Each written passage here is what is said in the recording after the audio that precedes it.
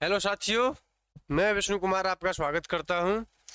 और आज हम बात करने वाले हैं यूपी एपीओ की वैकेंसी को लेकर।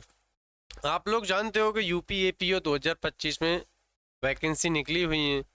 यूपी एपीओ यानी हम बात करेंगे एपीओ यानी समझते हो आप लोग APO, assistant prosecution officer. Assistant prosecution officer, इसके बारे में चर्चा करेंगे। और प्रोसिक्यूशन ऑफिसर, और इसे आसान भाषा में कहें तो इसे सरकारी वकील कहा जाता है। वकील सरकारी वकील, ठीक है। इसकी वैकेंसी आई हुई है, तो इसका फॉर्म की जो लास्ट डेट है वो 16 अक्टूबर लास्ट डेट है। तो आप फॉर्म फिल कर दीजिएगा। और इसके बारे में हम आज बात करेंगे भारतीय साक्ष्य अधिनियम 2023 के बारे में। भारतीय साक्ष्य अधिनियम 2023, भारतीय साक्ष्य अधिनियम 2023, भारतीय साक्ष्य अधिनियम 2023। अच्छा, इतने ऐसे कितने लोग हैं जो ये मानते हैं कि मुझको सर सेक्शन याद नहीं हो रहे। सेक्शन, क्योंकि पहले इंडियन एविडेंस एक्ट 1872 था। इंडियन एविडेंस एक्ट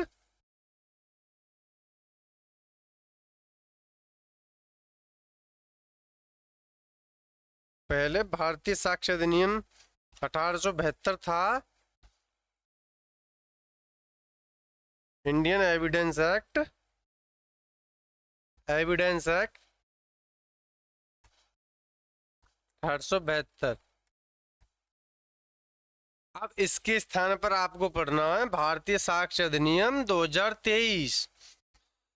और आप लोगों को आदत पड़ी हुई है इंडियन एविडेंस एक्ट 1872 के सेक्शंस की, क्योंकि ये सारे सेक्शन आपके दिमाग में बैठे हुए हैं। लेकिन अब हमको इनको, अगर एपीओ की वैकेंसी इसमें अगर आपको प्री निकालना है तो आपको भारतीय साक्ष्य अधिनियम 2023 पढ़ना होगा। तो इसके बारे में आज हम डिस्कस करेंगे कि भारतीय साक्ष्य अधिनियम 2023 में इन सेक्शनों के साथ कैसे खेला करेंगे। यानी कि देखो, ये जो सारे सेक्शंस है ना, इस बार इसमें 170 सेक्शन है। 170 सेक्शन है। अब 170 सेक्शन तो आपको पढ़ने हैं नहीं, लेकिन इतना जो इम्पोर्टेंट क्वेश्चन है, जहां से प्री के क्वेश्चन बनते हैं, मेंस के क्वेश्चन बनते हैं, वही सेक्शन आपको पढ़ने होंगे। पढ़ते पढ़ते कैसे सेक्शंस को रिवाइज करना है बार बार, कैसे सेक्शंस को आपको रिवाइज करना है बार बार। और ये सेक्शन याद करने की जो ट्रिक है, ये इसके बारे में हम डिस्कस करेंगे। और इस वीडियो में आप भारतीय साक्ष्य अधिनियम 2023 यानी कि बीएसए, जिसे बीएसए कहते हैं 2023 क्या definition clause section 2, definition clause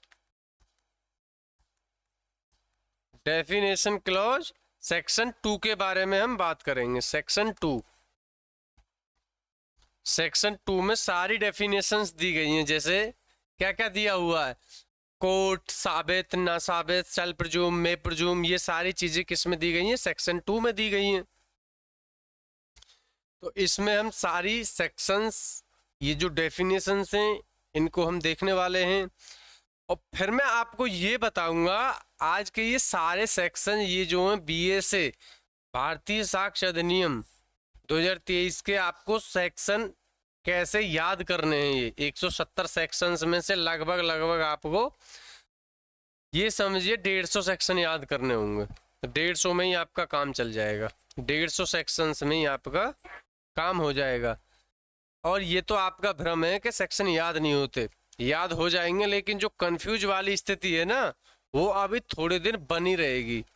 आपको क्या करना है, क्योंकि अभी हमारे दिमाग में पुराना वाला जो कानून है भारतीय साक्ष्य अधिनियम का, वो सब सेट है उसको धीरे धीरे धीरे धीरे उसको ओवरलैप करना है नए कानून से, दिमाग की मैं बात कर रहा हूं। तो आइए इसमें हम डिस्कस करते हैं इस डेफिनेशन क्लॉज को। तो 2A की बात कर रहे थे हम। 2A में दे रखा है कोर्ट की परिभाषा। कोर्ट की परिभाषा यानी कि न्यायालय। न्यायालय, न्यायालय क्या होता है साहब? आप लोग जो न्यायालय की परिभाषा जानते हो, आम जीवन में उसकी तो कोई और ही परिभाषा निकलती है, लेकिन जो बेयर एक्ट में जो परिभाषा दे रखी है उस परिभाषा से ही क्वेश्चन बनेगा। जो बेयर एक्ट में परिभाषा दे रखी है, देखिए कोर्ट की परिभाषा जो बेयर एक्ट में, बेयर एक्ट में क्या दे रखी है? बेयर एक्ट में दे रखी है कि ऑल जजेस include all judges and magistrate except arbitrator to take evidence authorized by law। यानी कि सारे जज और मजिस्ट्रेट एक्सेप्ट आर्बिट्रेटर, यानी कि आर्बिट्रेटर को छोड़कर जिसे कानून ने पावर दिया साक्ष्य लेने के लिए, यानी कि साक्ष्य लेने के लिए जिसे प्राधिकृत किया गया है कानून द्वारा यानी कि विधि द्वारा, वह व्यक्ति जज माना जाएगा। लेकिन एक चीज छोड़ दिया है, जज नहीं, वो कोर्ट की परिभाषा में आएगा, ठीक है। और एक व्यक्ति इसमें छोड़ दिया है कोर्ट की परिभाषा से, कौन? आर्बिट्रेटर, यानी मध्यस्थ, आर्बिट्रेटर। अब देखिए आर्बिट्रेटर ये आपको फंसाएगा एग्जाम में। एग्जामिनर प्री के लिए क्वेश्चन रख देगा, कोर्ट की परिभाषा में आता है, कोर्ट की परिभाषा में आता है, कोर्ट की परिभाषा में शामिल है, परिभाषा में शामिल है, ऑप्शन भी बना के दे देगा, शामिल है।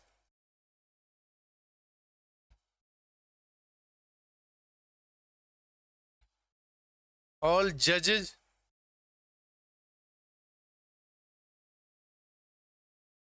दूसरा मजिस्ट्रेट,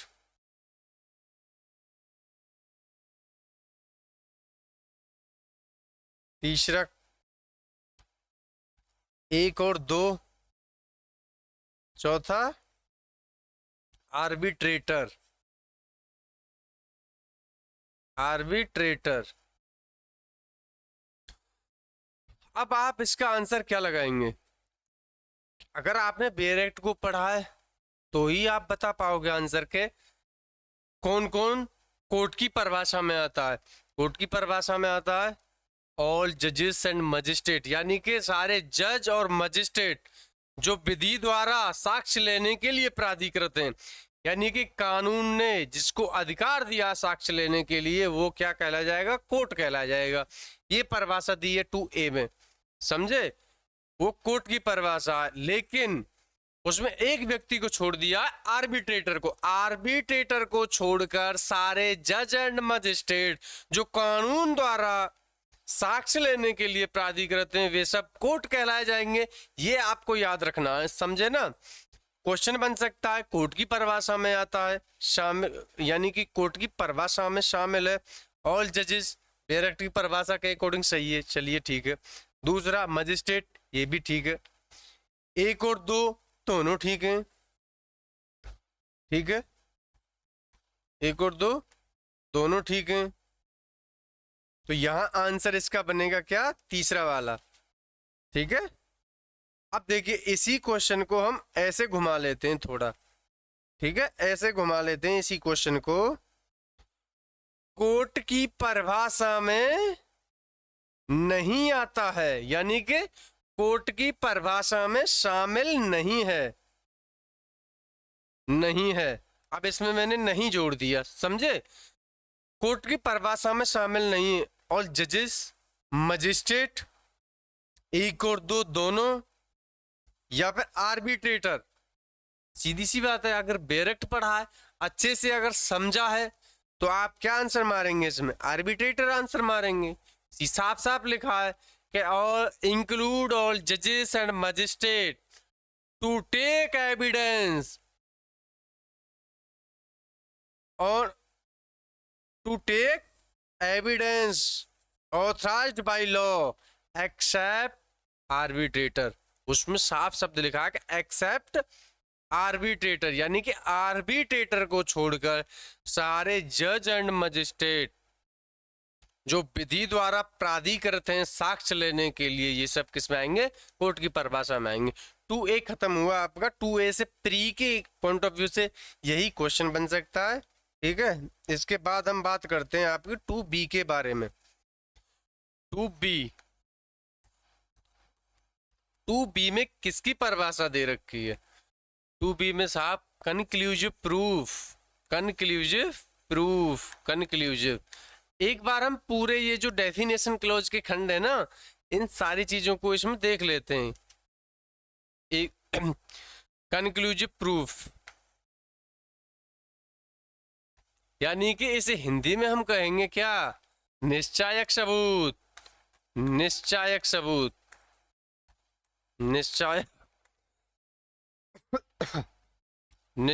सबूत।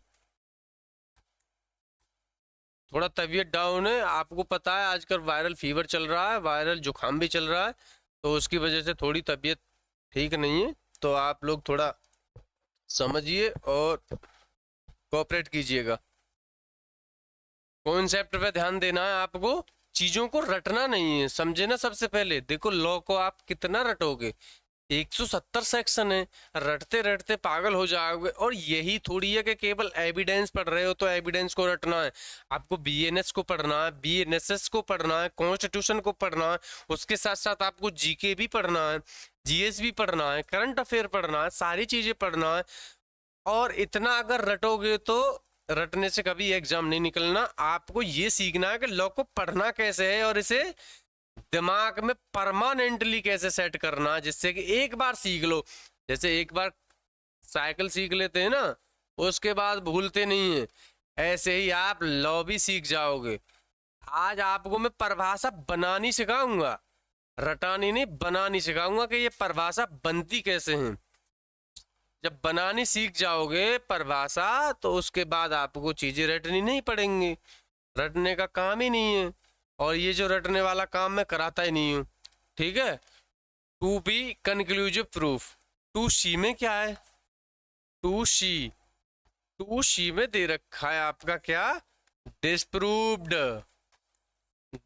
यानी कि ना साबित,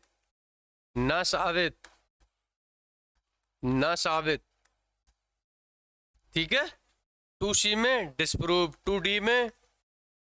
2D में दे रखा है, 2D में डॉक्यूमेंट यानी कि दस्तावेज।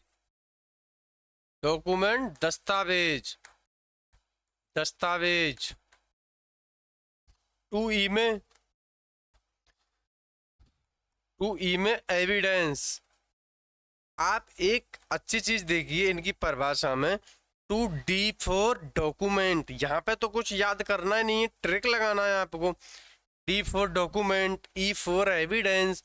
एविडेंस यानी कि साक्ष्य। आप लोग साक्ष्य की परिभाषा जानते हो? साक्ष्य की परिभाषा, साक्ष्य अधिनियम हम पढ़ रहे हैं, साक्ष्य की परिभाषा क्या है? साक्ष्य की परिभाषा देखिए इस बार किसमें दी है? 2E में दी हुई है। 2E में साक्ष्य की परिभाषा को दिया गया है।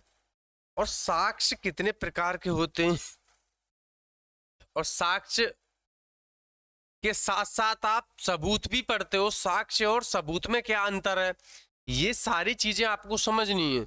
और ये समझ का विषय है, ना कि रटने का।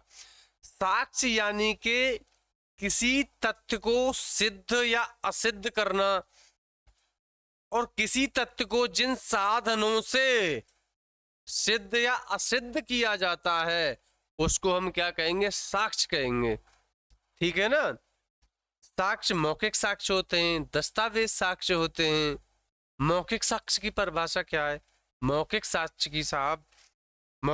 की परिभाषा, वे सभी कथन जो जांच के अधीन हैं, वे सभी कथन जो जांच के अधीन हैं और न्यायालय उनको अपने साक्ष्यों से यानी कि न्यायालय अपने सामने साक्ष्यों को अनुज्ञा देता है प्रस्तुत करने की, अपने सामने लाने की अनुज्ञा देता है या आज्ञा देता है, तो ऐसे साक्ष्यों को हम कहते हैं मौखिक साक्ष्य। इसकी और अच्छे से इस परिभाषा को आपको बताऊंगा मैं तोड़ तोड़ के। अभी हम डेफिनेशन क्लॉज पढ़ लें पहले इसको। 2E में क्या दिया हुआ है? साक्ष्य दिया हुआ है। F में क्या है? F में दिया तथ्य, फैक्ट, तथ्य।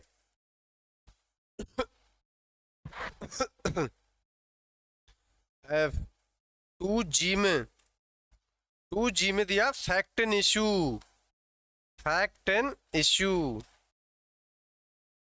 फैक्ट एंड इशू, यानी कि विवाद्यक तथ्य, विवाद्यक तथ्य, विवाद्यक तथ्य, फैक्ट एंड इशू आपका 2G में दिया हुआ है, ठीक है ना। इसके बाद हम F पर चलते हैं। F 2F, G हो गया 2,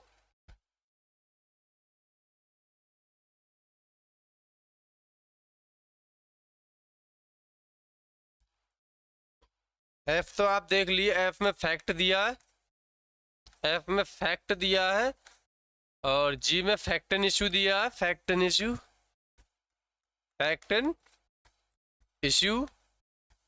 और इसके बाद आता है H में दिया है आपका मे प्रिज्यूम, मे प्रिज्यूम, मे प्रिज्यूम को हिंदी में कहते हैं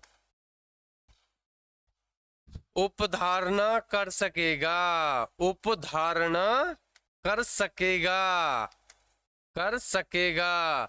न्यायालय उपधारणा करता है, यानी कि कुछ चीजों के पता होने के बाद उसके बारे में अनुमान लगा लेना, यानी कि कुछ तथ्य हमको मालूम है, उसके आधार पर हम कुछ अनुमान लगा लेते हैं, उसी अनुमान को उपधारणा कहते हैं। और ये उपधारणा कितने प्रकार की होती है? एक खंडनीय होती है, एक अखंडनीय होती है। विधि की उपधारणा होती है और तथ्य की उपधारणा होती है। उपधारणा कर सकेगा 2H में दिया हुआ है, ठीक है, 2H में। अब आगे बढ़ते हैं I में।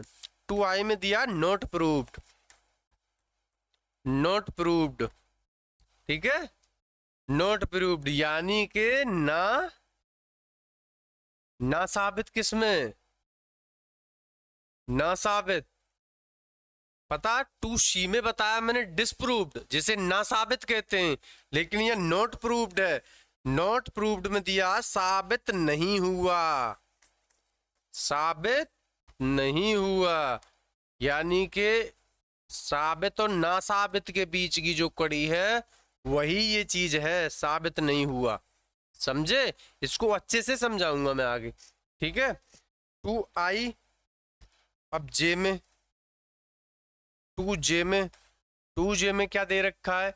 Not proved. इसके बाद आएगा प्रूव्ड, ठीक है। इसको याद कैसे रखना है आपको? प्रूव्ड, प्रूव्ड 2J में प्रूव्ड है। I वाली बात करते हैं हम, I को कैसे याद करना?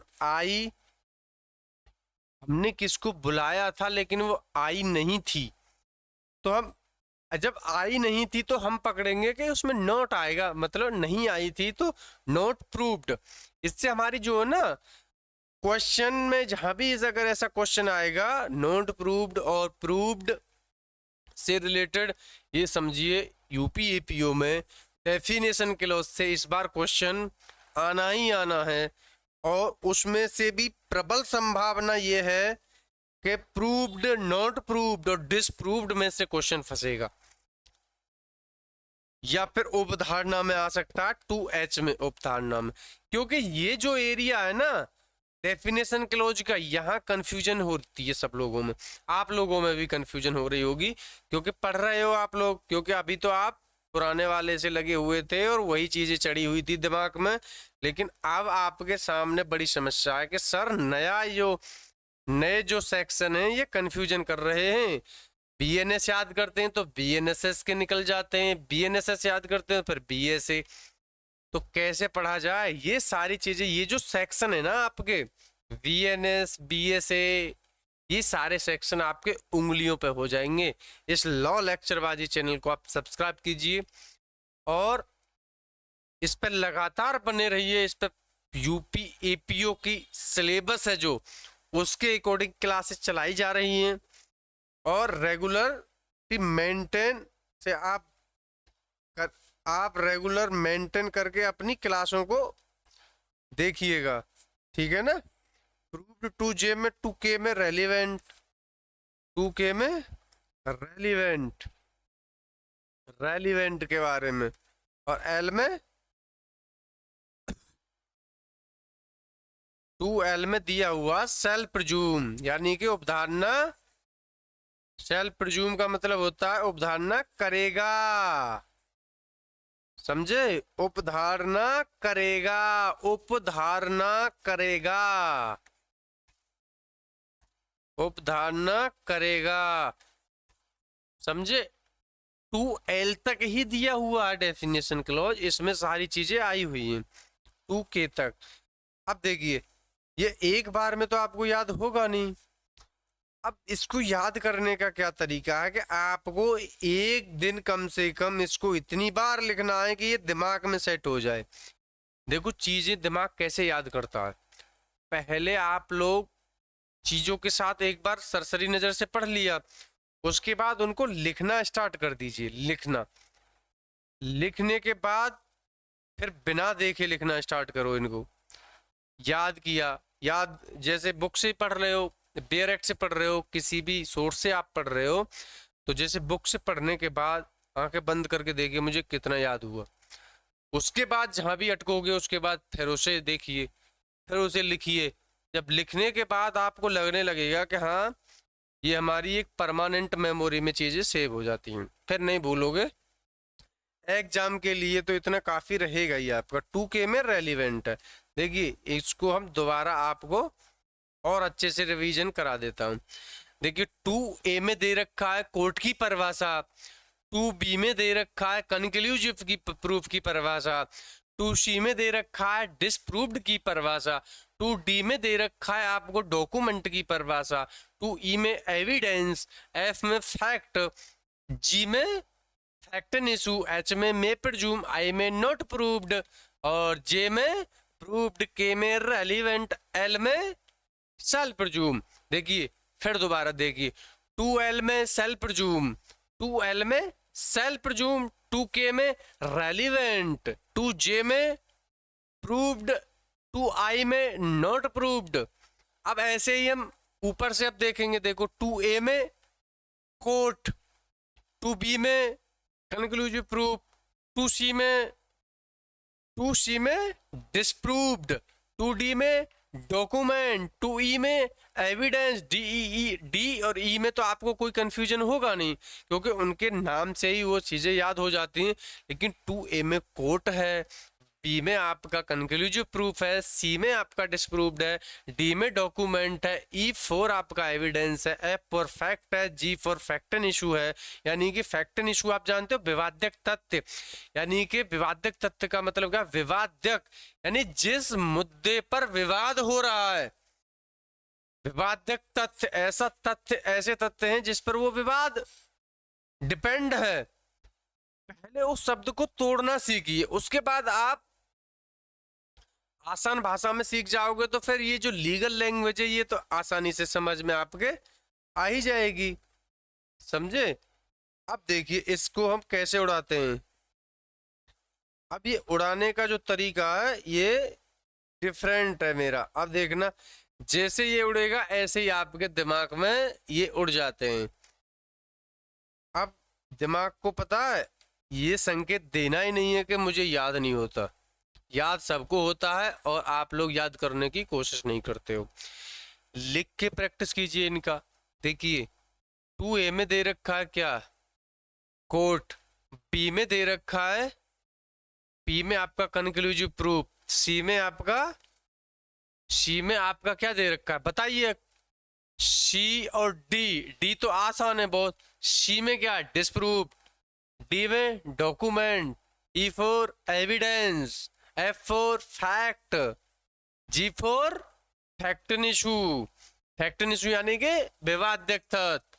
एच आई फॉर, आई क्या है, not proved, J for proved, K for relevant, L for self presume.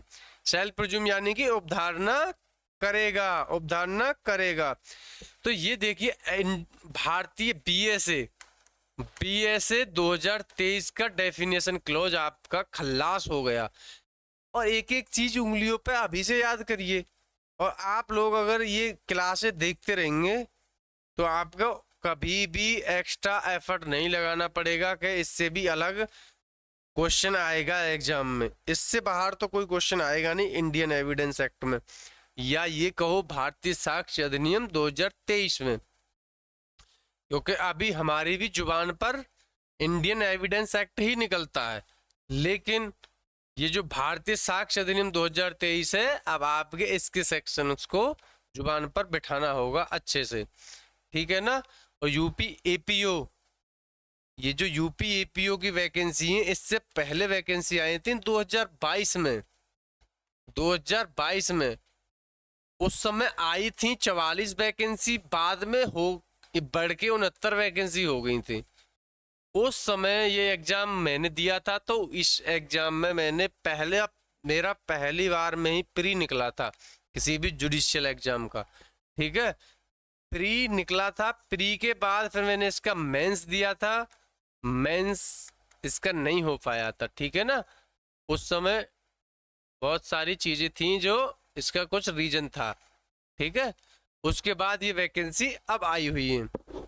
तो आपको ये लगातार वैकेंसी, लगातार प्रैक्टिस करनी है इस बीएसए पर, भारतीय साक्ष्य अधिनियम पर, और इसके सारे सेक्शन आपको रटने हैं। अभी रटने पड़ेंगे ये, क्योंकि धीरे धीरे जैसे जैसे हमारी वीडियो बनाते रहेंगे, आप लोगों को फिर इसकी ज़्यादा टेंशन नहीं रहेगी। बीएसए की, बीएनएस की और बीएनएसएस की, यानी कि भारतीय न्याय संहिता, भारतीय नागरिक सुरक्षा संहिता 2023 और भारतीय साक्ष्य अधिनियम 2023 के संबंध में। तो ये वीडियो आज हमने बनाया भारतीय साक्ष्य अधिनियम 2023, और इसमें आपने जाना डेफिनेशन क्लॉज के संबंध में। जो डेफिनेशन क्लॉज है इसका भारतीय साक्ष्य अधिनियम 2023 का, समझे। तो आप लोगों को अगली वीडियो में अब मिलेंगे हम, और उसमें आपको एविडेंस के जो मेन प्रोविजंस हैं, जो इसके जो सेक्शंस हैं, उनका हम आपको ताबड़तोड़ ये बताएंगे कि इनका रिवीजन कैसे करना है, और इनको जल्दी से जल्दी आप कैसे इनको दिमाग में सेट कर पाते हो, जिससे कि ये एपीओ एग्जाम तक आपका पूरा सिलेबस कवर हो जाए इंडियन एविडेंस का, बीएनएस का, बीएनएसएस का, ठीक है। और उसके बाद हम पुलिस रेगुलेशन एक्ट के बारे में भी बात करेंगे। जो पुलिस रेगुलेशन एक्ट है उसके संबंध में भी हम बात करेंगे, पुलिस रेगुलेशन एक्ट, ठीक है। तो देखिए ये एक समस्या है, आप लोगों को कहते हो ना कि सर हमको याद नहीं होता, आप याद करने की कोशिश करते भी नहीं हो, याद होगा भी नहीं। अगर आप लोगों की ये धारणा बन चुकी है पहले से ही, तो दिमाग काम करेगा ही नहीं, क्योंकि सबकॉन्शियस माइंड में तुम चीज़ें ये पहले ही बिठा चुके हो सबकॉन्शियस माइंड में कि मुझे याद नहीं होता, तो वो आपको याद होने नहीं देगा। और अगर ये जो वीडियो में आज हमने डेफिनेशन क्लोज बताया है, आज ही आप इसको पूरा कंप्लीट कीजिए, और अभी साथ साथ में कॉपी पेन लेके बैठिएगा, और तब इस वीडियो को देखिएगा, ठीक है। और उसमें लिखिए, 2 से 3 बार आप लिखेंगे, 1-2 बार वीडियो को रिवाइज कर करके देख लीजिएगा, तो उससे आपके ये जो डेफिनेशन क्लॉज का जो डर है ये खत्म हो जाएगा, ठीक है। क्योंकि आपको पढ़ना तो है ही, अब पढ़ लो या बाद में पढ़ लो, अब पढ़ लेंगे तो तब तक सारी चीजें दिमाग में सेट हो जाएंगी, समझे। इसकी अगली वीडियो में हम आपको सेक्शंस के बारे में डिस्कस करेंगे, जैसे कन्फेशन के बारे में, सुसंगत के बारे में, रेलिवेंट के बारे में, फैक्ट के बारे में, फैक्ट एंड इशू के बारे में, रेलिवेंसी क्या होती है, इसके संबंध में हम आगे बात करेंगे आगे आने वाली वीडियो में। तो यूपी एपीओ का फॉर्म फिल कर दीजिएगा, उसकी लास्ट डेट 16 अक्टूबर है, 16 अक्टूबर, ठीक है। तो साथियों ये लॉ लेक्चरबाजी का प्लेटफॉर्म है और इस पर आप यूपी एपीओ की तैयारी फ्री ऑफ कॉस्ट कर सकते हो। इस पर आपको सिलेबस में बीएस, जो यूपी एपीओ का सिलेबस है, BSA, BNS, BNS, BNSS, BNSS, यानी कि भारतीय नागरिक सुरक्षा संहिता, भारतीय नागरिक सुरक्षा संहिता 2023 और बीएनएस 2023, ये सारे इनका जो सारा कंटेंट है ये लॉ लेक्चरबाजी चैनल पर प्रोवाइड कराया जाएगा, वो भी यूपी एपीओ के पॉइंट ऑफ व्यू से। सारे सेक्शन जहां से प्री के क्वेश्चंस बनते हैं, ये सारे सेक्शंस और प्रीवियस ईयर क्वेश्चंस पर चर्चा की जाएगी। तो थैंक यू, बने रहिए लॉ लेक्चरबाजी के साथ। दीजिए सर।